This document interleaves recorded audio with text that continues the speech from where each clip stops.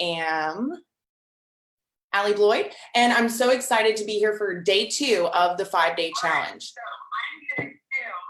Okay, so today we are going to be covering targeting and offers. And I'm going to tell you guys a little bit about what we'll be doing for the rest of the challenge. So if you were here yesterday, I am so glad that you joined me, whether you were live or on the replay. However, if you have not watched day 1, make sure you go ahead and do that.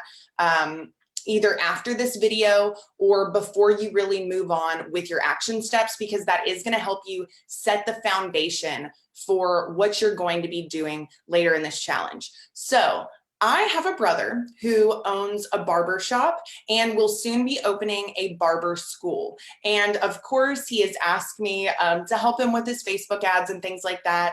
And we went ahead and built a website for him and did a few other things. But essentially, they haven't really gotten into a lot of Facebook advertising. I'm probably a terrible sister for not doing more for him yet, but they've been doing well and they're really excited to grow. So what this challenge is actually going to be about is me setting up some of their first campaigns, which I think is really exciting because for a lot of you out there, you have no past advertising history, you have none of your audiences set up. So I'm really kind of starting from scratch with this brand new business, which isn't brand new, but it's brand new to advertising on Facebook. So my goal is to try and make this as easy as possible, give you a little bit of a different type of example for a local business, and hopefully you will learn a lot as I build their first campaigns. So what I have in front of me is your 5-day challenge checklist. You want to make sure that you have this. So this was sent out in an email yesterday, and it's also linked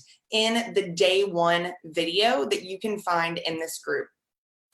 So this is really going to be your guide to setting up your initial targeting for any local based business, but it also can be done very similarly for a service-based business that works maybe with a national audience. So the first step is making sure that your Facebook pixel is installed.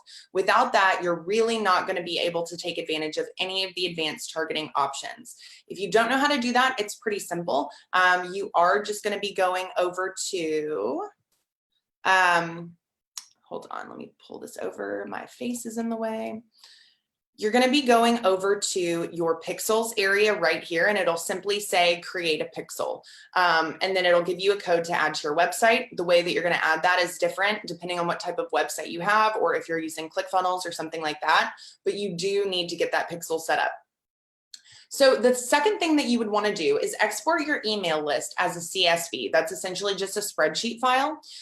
So for my brother's barbershop, he has actually been using a service called Booksy, and this is what a lot of barbers and salons and people of that nature will use to book appointments. So there's several things I do not like about Booksy, and we will be transitioning him away from that. He actually just left for Italy on his honeymoon yesterday with his wife, so he is not really going to be able to kind of give me some of these assets as we go through, but essentially, I don't really need them in order to show you what we're going to be doing. However, I say this because the services that you choose to use may directly impact the way that you have to advertise.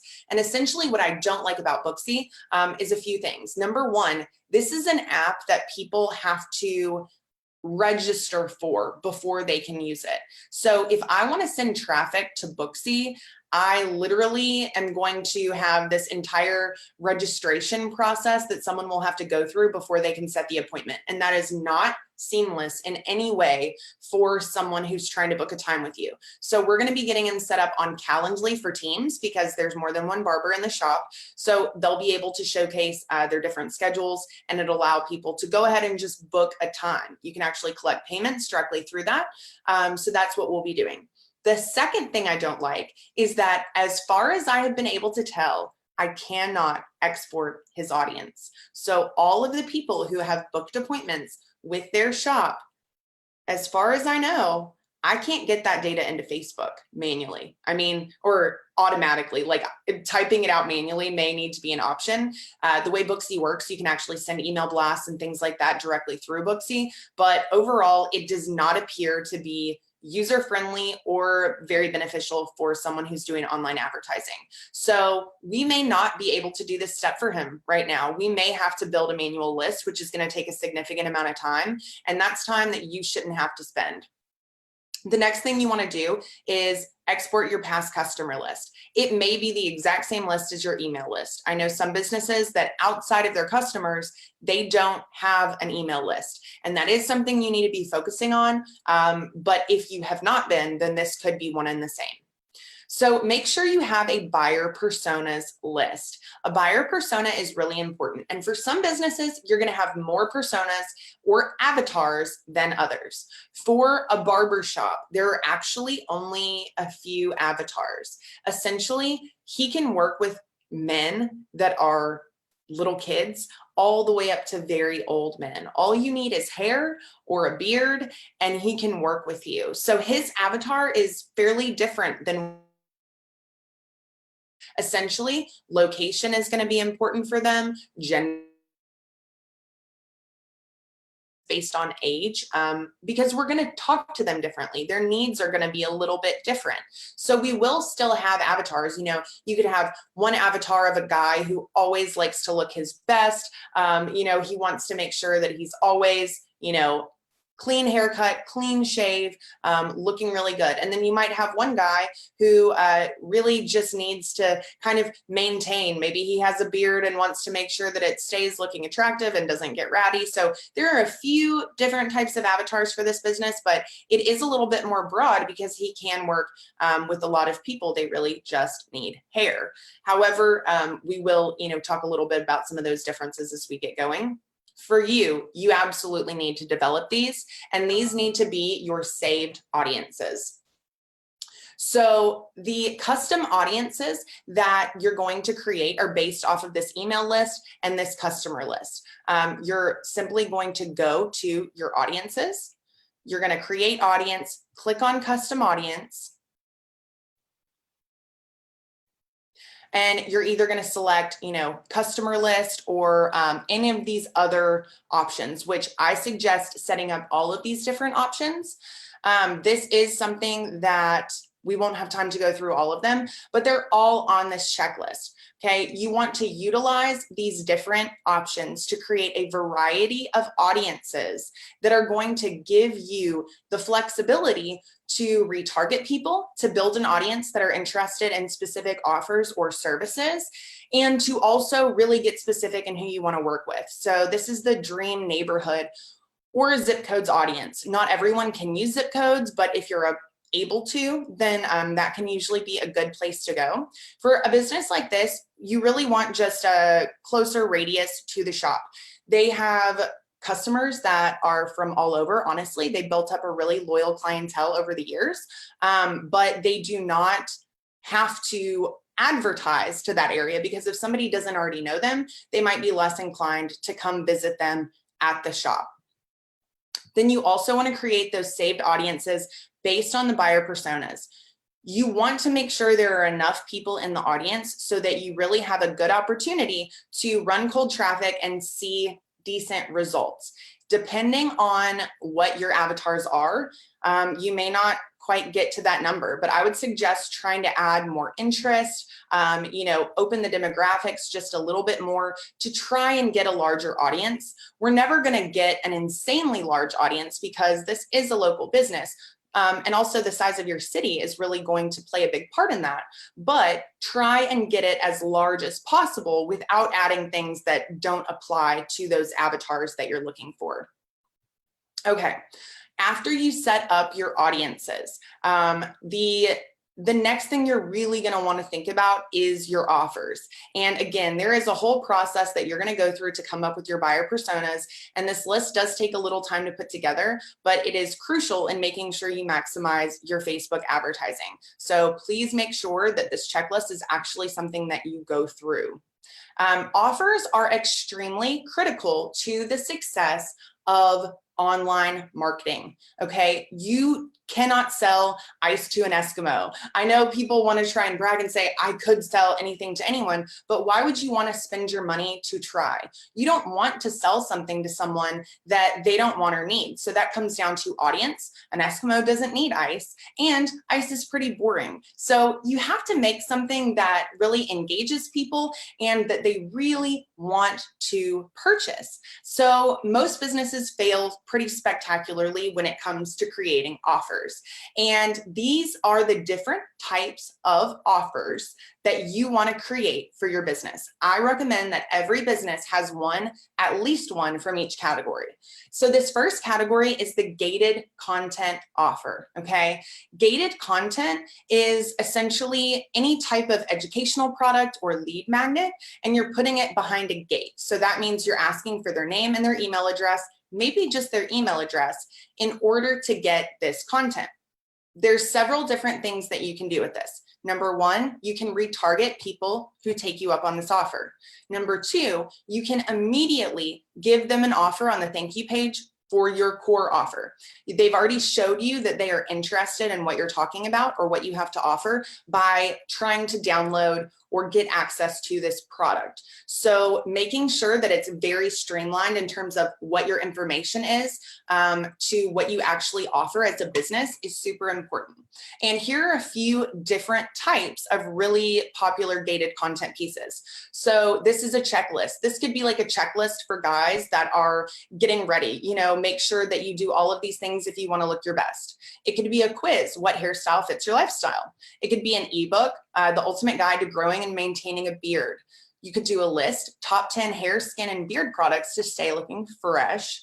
Complete guide, you could do a complete guide to dealing with receding hairlines. This is a big challenge that men have, and they can still work with people who have receding hairlines and try and make them look and feel better. So this is definitely talking to a pain point of their audience. Video training, how to get the perfect hot shave. They could do a mini course all about upgrading your appearance, blogs that you actually can put behind a gate, or they could do a contest or giveaway. These are all great options. Ultimately, I suggest going with the easiest for you to create, and you're just going to start testing them. Not every single one of them is going to be the thing that, you know, just drives massive results. Again, this is all about testing. You want to test the audiences, you want to test the offers. What are they most interested in? It might be that one type of gated content works a lot better. Maybe you're getting lower cost email registrations, but maybe that's for a lower cost product or service, essentially. You might have fewer registrations for a different offer that's maybe promoting a different service. And even if the cost is higher on that, you have to look at, okay, what is the lifetime value of this service versus this service? And if one is a higher lifetime value, you can ultimately afford to pay more. So keep that in perspective. It's not always about finding the absolute lowest cost. It's about finding a great cost comparative to the cost of your services. So for this business specifically, this has got a great lifetime value opportunity. Their clients love them. So they know if they simply get people through the door for their first cut or shave, they will turn this person into a long-term lifetime customer. So the value of that person to them is exponential. So they're able to pay more potentially to get that first customer, even if they break even on that first offer. To simply get someone in the door, that is a huge win, because we're not just looking at a one-time purchase. We're looking at someone who's going to come back every month for hopefully the rest of their life. So not every business has a lifetime value like that. Most of the businesses that I work with, they don't. They still have opportunities to sell their clients other things, but this is an amazing opportunity to get new business who can stay with you forever, essentially. You just have to make sure that on the back end, what you're doing and the services you're providing are so awesome that people are going to want to stay. Factor that in when you're talking about your lead costs, like we talked about yesterday. This is a loss leader. This is the second type of offer that we could set up. And this is something that we'll be setting up in the next few days. So a loss leader essentially is an offer that is useful, but a lot of times incomplete. And incomplete in this sense is that they only get it one time. They're going to have to continue to come back and get this haircut. So it's a little bit different for all types of businesses. I do have a variety of offers already planned out for lots of different types of businesses. So if you're confused about maybe what you could do in your business for a loss leader, just post it in the group and we can go over it. But essentially, you want to make sure that maybe your materials or your time are covered. So you're not necessarily losing money. You could potentially lose money if the value of them purchasing is significant, but I would say try and keep it at something that breaks even. You don't need to make money off this offer. That's the point. So for them, they simply want to get someone in the door. Like I said, they know if they get someone in the door, they're going to turn them into a long-term customer. So this is essential for making it a no-brainer to let somebody try a new shop. There are so many people out there that maybe they have been going to a shop and maybe they're not very happy with what they've been getting, but they just don't have an incentive to try somewhere new. This can be their incentive. So the upsell is obviously, okay, you get the $5 hot shave, let's add a haircut. Or you get the $10 haircut, let's add a hot shave. Or you have a kid's cut, well, an adult has to bring that person in, so why don't we do the adult cut as well? For the gift certificate, that's actually allowing one person to purchase, which develops like a relationship and rapport. And it also allows a second person to come in. So essentially you're getting like two people to recognize your business with the price of one. So again, they're already in the shop, they already have the tools. This isn't something that's going to make them lose money. And of course they can turn off this offer if at any point they feel like it's no longer benefiting them. But this is a great one to add into your business arsenal, so to speak. And most businesses that I have spoken to or worked with do not have a loss leader. Some of them don't want a loss leader. And while that is okay in a lot of ways, you're truly missing out on a huge portion of the market that will never try you without a great incentive to take the first step. You do not want to necessarily offer this on your core product. You can, but it needs to be something that very seamlessly leads into an upsell, because that's the whole point of this, is to either get a great lifetime value from that person or to upsell them to the core product or service. If you do not have a good sales team, this may or may not be something you want to start with. I would say people who are very personable, if you have to meet with someone in person and can offer different products or services based on what someone needs, this is a great option for you, and you can get really low cost leads with this type of offer. Then you have a product preview offer. Most businesses do tend to have one of these, but there's a lot of different things that you can do with it. Essentially, this is something that offers no value unless you plan to make a purchase. So this could be sometimes a free consultation or a free estimate. While it is valuable, like you may be getting good information, there isn't a huge benefit to it unless you plan to take that next step. It could be, if you're a software company or something, like a product demo. Nobody really cares about the demo unless they're thinking about purchasing. It could also be a, free with purchase type of offer, because they have to make the purchase in order to get the offer. So a few things that we want to test out for them is a monthly subscription or a yearly package, where someone can essentially save money and buy a larger package where they get, 2 cuts every month for a year. They pay for it up front. This is something that this company can actually sell online directly over the internet, which most barbershops are never really going to do unless it's a gift certificate. And it allows them to kind of get those people locked in with them long term, which is mentally a great thing to do. You can get a free hot shave with your first haircut, so you have to purchase this haircut. Otherwise, this offer is, useless to you. You could do a kid's haircut free with your first adult cut, or you could get an eyebrow shape. So they typically right now, I asked him about people doing eyebrow shape ups, and he said, yeah, a lot of times, like, we'll just go ahead and throw it in for free. So if they're already throwing it in for free half the time, because it doesn't take them much time, why not use that as a core offer to try and drive people into their shop?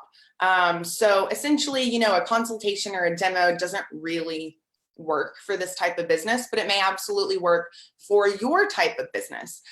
So you really need to go through this and just take these tips that I've given you and these different ideas and try and formulate your own types of offers. You are going to want to have absolutely a gated content offer. This will not only drive leads, but it will grow your email list with the right types of people who've indicated they're interested in what you have to offer. The loss leader can get you a large volume of leads at a lower cost. And if you're good at converting people, then this could turn into significant revenue. And then this is always going to be a great offer to have. This is for people who are more serious, but you're really kind of giving them that incentive to go ahead and do it now. So that is the overview of our 3 different offer types and what you're going to want to do when setting up these audiences. Okay, I know this can seem daunting, but I would recommend doing all of this before you really get started. So if you have any questions, feel free to post them in the group. Please drop a hashtag live or hashtag replay so I know that you saw this video. Ask your questions, drop your comments, and tomorrow we're actually going to start building his 3-level ad campaign utilizing some of these offers. So I'm really excited to show that to you, really dive deeper into Ads Manager. And thank you so much for joining me today. Don't forget, on day 5, I am giving away an awesome prize to someone who is on that live video worth $5,000. I've got something really exciting up my sleeve, so make sure that you're there. Please don't miss it. And I will be sending you a recap email with the action steps from today's video, but essentially you're gonna go through and really establish which of these audiences you have. And if you don't have any of them, start to build these audiences, okay? Start to establish your buyer personas. I do have a buyer personas little one sheet. I can post that in the group for you guys if you need extra help with that. And then this should be enough to really get you started on your offers. Just kind of take this and edit it to fit your business. So those are your action steps. They're very important.